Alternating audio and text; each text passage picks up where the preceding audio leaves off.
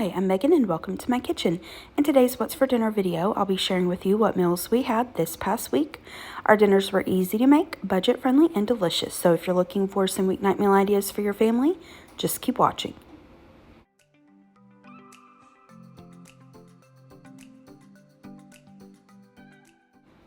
For dinner this first night, we went over to my mom and dad's house for dinner. We were celebrating my birthday a couple days early with my family. Now, in our family, we can choose whether we want to go out to eat or whether we want our parents to make something. And, we get to choose whatever we want. I've been wanting my mom's tater tot casserole, so I asked for that and a salad. And she went ahead and set out some leftovers from the night before. The night before was New Year's Eve, so she set out like some little smokies and some dips and stuff like that. So we ate dinner and then we had some cake. I asked for a funfetti cake and we had some ice cream and it was delicious. It was so good. I don't know why, but when I make tater tot casserole, it just does not taste like my mom's. So, but anyway, that was dinner this night.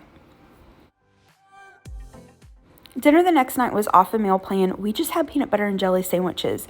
I had spent all day taking Christmas decor down and cleaning, and when it came time for dinner, I just really wasn't in the mood to cook anything, number one. And number two, I was just having one of those days. I don't know if you ever have these where just nothing sounded good. Nothing did. I was like, even thinking about, okay, what do I want to go out to eat and get or go, have delivered, and just nothing sounded good. So I said to my husband, I was like, is PB&J okay? And he was like, yeah. So that's what I made. I toasted my PB&J sandwich. I just toasted the bread before I made it and left his untoasted and gave him some chips. I just had the sandwich. That was our dinner this night. Dinner the next night was also off a meal plan. Now, I told you the day before, nothing sounded good. On this particular day, I was craving chicken and dumplings so bad, I didn't even know what to do with myself. Like, that's the only thing that sounded good. So I went to my fridge, I was digging around, and I had pulled out some shredded chicken. I'd previously cooked it and froze it. I had it thawed because I was going to make a King Ranch chicken and rice casserole. And I had a can of biscuits. And I thought, hey, I'll make some quick and easy chicken and dumplings. Now, I apologize. I didn't film myself making this. But I'll link a recipe you can follow in the description box below. All I did was take some chicken broth, a can of cream of chicken soup, add it to a pot. I brought it to a simmer. Once it was at a simmer, I added in some canned biscuits that I had quartered and tossed in a little bit of flour. I added the biscuits. I let it gently simmer for about 10 minutes. I added in the shredded chicken and then cooked it for another couple minutes until the chicken was warmed through, and that's it. I like to add quite a bit of black pepper, and that was my dinner this night.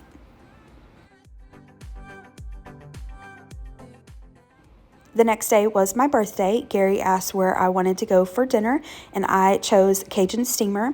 Now, they have a few different locations, I believe, but we normally go to the one in Franklin, Tennessee, which is a little bit south in Nashville, and it's probably one of our favorite restaurants. Every time we've went, the food has been amazing. The service is great.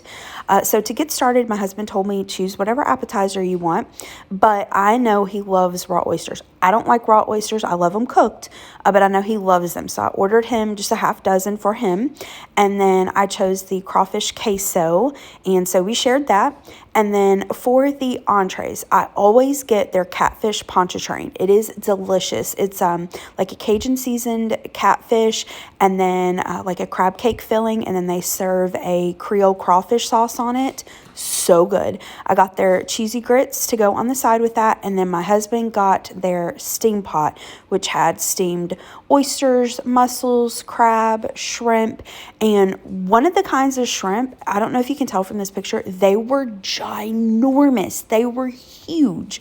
Gary asked, he's like, did these grow near like a power plant or something? They were so big. After dinner, we stopped at Gigi's Cupcakes and got a cupcake. We were so full from dinner, though, that we took it home and we ate it later. But this was dinner this night. It was amazingly delicious, and I had a really nice birthday. Thanks to everyone who sent me birthday wishes. I really, really appreciate that. For dinner the next night, I tried 2 new recipes. First up, I made hot honey barbecue chicken sandwiches. I've seen this several times over on Taylor Elmore's channel. I'll have it linked down in the description box below. So to my crock pot, I'm going to add in my chicken. Now, I had this little package of chicken tenders. It was just a few little tenders in my fridge that I needed to use up. So I'm going to add those as well as just a chicken breast from this package. I'm going to season the chicken with some salt and pepper. Next, I'm going to add in a couple dashes of Worcestershire sauce, then some apple cider vinegar. Next, I'm going to add in some barbecue sauce. I've got Sweet Baby Ray's on hand, but just use your favorite. Next, I'm going to add in the hot honey. I found this at Aldi. If you can't find this or don't have it, and plus it can be a little pricey, I would just try adding some regular honey and hot sauce. Once I've added that, I realize I forgot to add the paprika earlier, so I'm going to add that. Cover this with a lid, and I cook this on low for about 3 to 4 hours. You'll want to cook it until the chicken is tender and it's at least 165 degrees. For my side dish, I'm making a bacon ranch pasta salad. Now, I make bacon ranch pasta salads in all different forms and variations, but a month or so ago on Instagram, I saw a lady making it, and she did just a couple little tweaks that I don't normally do, so I thought I would try it her way, and it turned out delicious. So to get started, we're going to make homemade ranch. Really easy. You just need some mayonnaise, milk. It can be plain milk, buttermilk. I've even used almond milk. We'll need some dry ranch dressing mix, and then her twist was she added some Cajun seasoning. So I did a half a cup of mayo, half a cup of milk, tablespoon and a half of ranch, just eyeballed the Cajun seasoning, stir it up, and then place it into the refrigerator for about 30 minutes so it'll thicken up. To my mixing bowl, I'm going to add in my cooked and drained pasta. I'm just using elbow macaroni. You could use whatever pasta shape you want. I cooked it according to the package instructions and then rinsed it with some cold water. Next, I'm going to add in some grape tomatoes that I quartered, as well as cucumber. Now, I'm using the ingredients she suggested for the most part. I'm also going to toss in some cubed cheese just because I have it on hand, but you could use whatever vegetables you prefer. Next, I'm going to add in some cubed ham, which normally I don't add to my bacon ranch pasta salad, but it was yummy. I'm going to add in some bacon crumbles. You could cook your own bacon, but I need to use these crumbles up, so I'm going to use the packages that I've got in my fridge. Then we're going to add our homemade ranch that we made earlier, and that's it. I'm going to give that a toss, and then this is going to go into the refrigerator just until I'm ready for it for dinner. Now, to finish up the chicken, I apologize, I forgot to film myself doing this, but all I did was remove the chicken breast from the crock pot. I shredded it with a couple forks, added it back to that sauce. You could just do it in the crock pot using a meat chopper if you'd like. At this point, I gave it a taste, and I've mentioned before on my channel, I'm a little particular when it comes to vinegar. I want to say like I'm sensitive to it, if that makes sense. Like things that may not taste very vinegary to some people taste vinegary to me. So I tasted it. I felt like the vinegar was a little high for my particular taste. So I just added in like a tablespoon of brown sugar and stirred that together. But that's total personal preference. So to serve this up, I just toasted up some of the brioche hamburger buns that I got from Walmart. And then we're going to drizzle a little extra hot honey on top. The recipe also suggests to add a slice of cheese. I did that for my husband's plate when he ate, but I left it off on mine. And this was our dinner, and this was delicious. Just that little tweak of adding the Cajun seasoning and the homemade ranch dressing to that bacon ranch pasta salad was delicious. And the hot honey chicken, it was delicious. It was really good. Now, there was a little bit of spice in there, obviously, from the hot honey, but I didn't feel like it was overpowering at all. But I'll definitely make both of these recipes again, and I recommend you give them a try. For dinner the next night, I made lasagna. I don't follow a recipe when I make my lasagna, but I'll do my best to find a recipe similar to what I do and link it in the description box below for you. I'm going to add in a little bit of oil to my skillet. And this skillet, it is clean. I just browned up my hamburger meat before this and removed it. There was no need to wipe out the pan because I'm going to add my hamburger meat right back to it. I'm going to add in some diced up zucchini. I had it on hand. I need to use it up. And then I had some diced onions and bell pepper that I needed to use up. So I'm going to add that, as well as some spinach.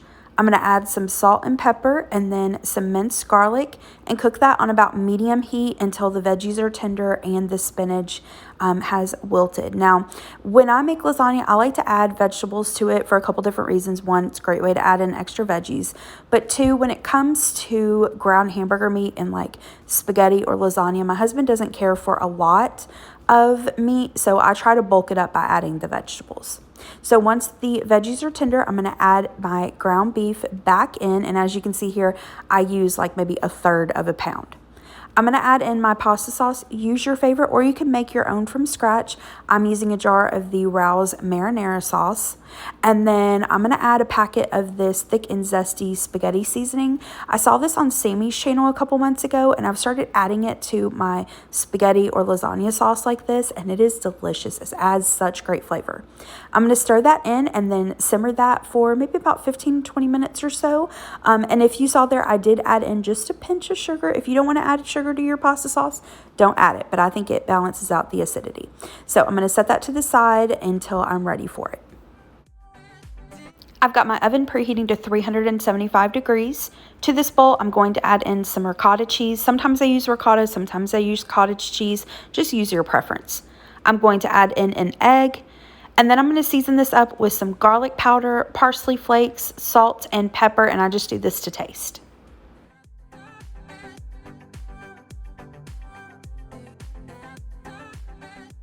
Next, I've got some shredded Parmesan cheese on hand, so I'm going to add a little bit of that. Sometimes I'll use grated Parmesan.